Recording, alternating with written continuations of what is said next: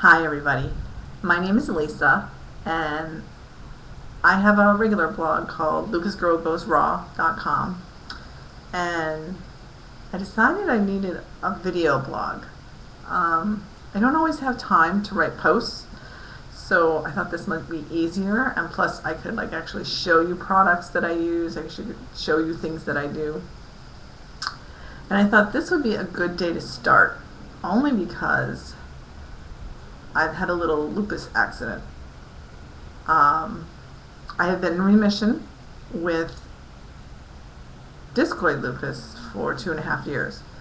I've been in remission with systemic lupus for almost a year and made great strides.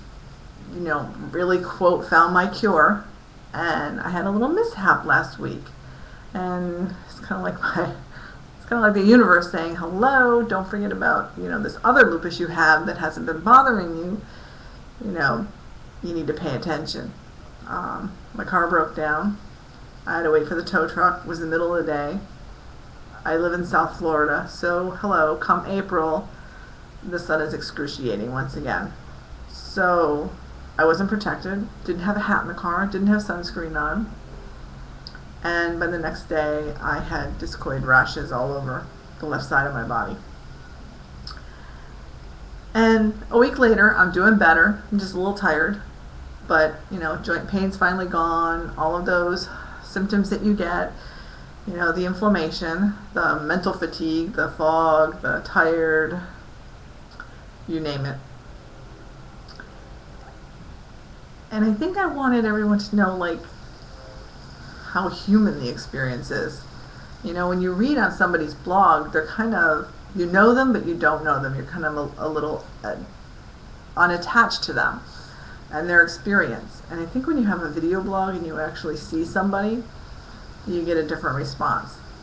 So that's why I thought today would be a good day. Yesterday wouldn't have been so great because I still wasn't feeling well. But this morning I woke up and actually could do things. I actually felt better and running around and doing everything I'm supposed to be doing. So the first thing I want to get out there is, for those of you with any type of skin lupus, protect yourself. And I think in my next video blog I'll talk about, sun protection and all of that. So I hope you come back for that. But one thing I did want to make certain that people understand, not everyone who has systemic lupus has skin lupus and vice versa. It's a relatively very small percentage of people who have both kinds of lupus. The majority of people have systemic lupus, and that just means the lupus is internal. It's affecting your internal organs.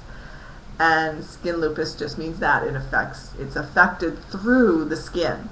It's something's happening on the outside of your body and going inside and causing the inflammation. Is one worse than the other? For me, yes. For other people, no. I know people who have severe discoid lupus, and it took them a very long time to finally figure out how to get that under control. And then I know people with systemic who have horrible times, and I know people with systemic who have very mild symptoms. For me, it's usually I have a worse time with systemic than I do with the discoid, and probably because I'm usually very aware of taking care of myself, because discoid and skin lupus, is affected by our environment. That's the trigger. And skin lupus, to me, is easier to take care of. It's easier to fix. It's easier to keep from coming back when you're aware of it. So when someone says they have lupus, inquire. What kind of lupus do you have? You don't have to know what all of the lupuses are, because there's 4 or 5 different skin lupuses. But just say, do you have skin or do you have systemic?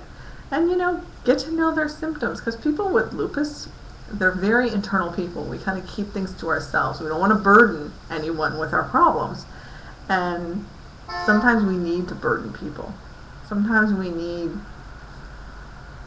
we need we need people to help us, and we're not open to asking people for help. So, and I learned that the hard way. That's the number one thing I tell my clients. I work with lupus patients now and other people with autoimmune diseases. And I tell them the number one thing is talk to your family, talk to your friends, tell them what you have and tell them what you're doing to help yourself not have this, to help you find your own way into remission. And they'll be there to help you. You know, I learned the hard way. I didn't do that. I kept it to myself. I'm single, I live alone, and you know, my family is elsewhere. And you just don't feel like you have anyone to go to sometimes. So when someone in your family says they have lupus, pay attention. Ask them. Sometimes just asking them what they need isn't enough. You have to pay attention to see what they might need. Because when you have lupus and you're in this big mental fog, you don't know what you need. You just can't think straight. You have short-term memory loss. You know, trying to function is hard enough, let alone trying to think. So pay attention. Like, I had a neighbor who actually noticed and said, "Can I take your dog for a walk?" That was like the biggest relief that day, because I didn't have to worry about getting my dog downstairs and getting my dog, you know, walked when I couldn't hardly walk at all. So, you know, pay attention. People need help, even if they don't have lupus, even if they have something else going on. So, especially when it's family. You know, your family needs you the most at times like that. So, I promise I'll be a little more upbeat next time we talk, and because I'll be feeling even much more better than I am today. So, for those of you who are just finding me, you know, by searching lupus and come across this video, I am a wellness coach. I'm a medical intuitive, and that is what I do for a living. I work on helping people, I specialize in helping people with autoimmune diseases find out what's wrong with them and find out what they need to do to fix it, to put themselves in remission, to reverse their illness. And yes, I've helped a lot of people, and yes, it does work. And when I created the program, I was the human guinea pig. I used myself to find the right answers. And over time, I was able to put together this program that I think is really powerful and can help people in all avenues of their life, not just helping their physical body, but helping their emotional self as well. And if you want to read more about me, check out my written blog. It's lupusgirlgoesraw.com. Don't let the name fool you. It's not all about raw foods, although I thought it was at the beginning, which is why I have that website name. So, and if you have any questions about lupus or other autoimmune diseases and you want someone to do the research for you, email me at lisa@lupusgirlgoesraw.com. I'll be happy to answer your questions here or by email. And I think that's it for today. Thanks for stopping by. Ciao.